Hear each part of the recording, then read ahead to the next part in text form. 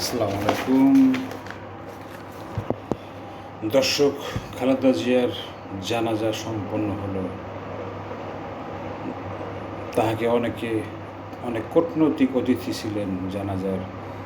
তাহাদের মধ্যে সবচেয়ে আকর্ষণীয় ব্যক্তি ছিলেন যিনি সবার নজর কেড়েছেন। তাহার নাম এস জয়শঙ্কর, ভারতের পররাষ্ট্রমন্ত্রী।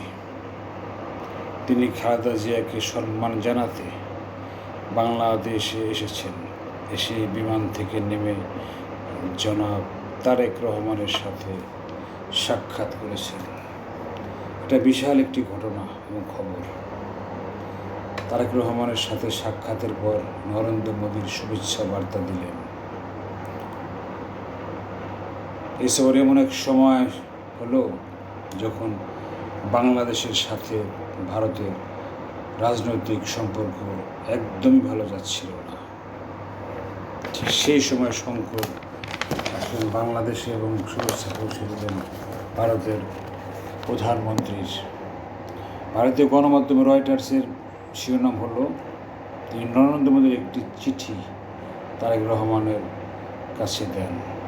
জানি না সেই চিঠিতে কী আছে, সবাই জানতে পারবো, কয়েকদিনের ভিতরে সবাই জানতে পারবো।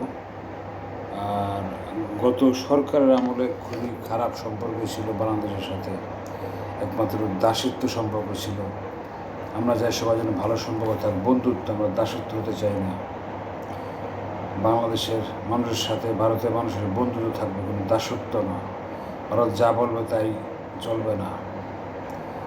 এই জন্য যাক, আমরা খবরে পর্যন্তই বললাম। আর যদি আপনাদের ভালো লাগে চ্যানেলটি সাবস্ক্রাইব করবেন আর পাশে থাকবেন, বেল আইকনটি বাজিয়ে দেবেন।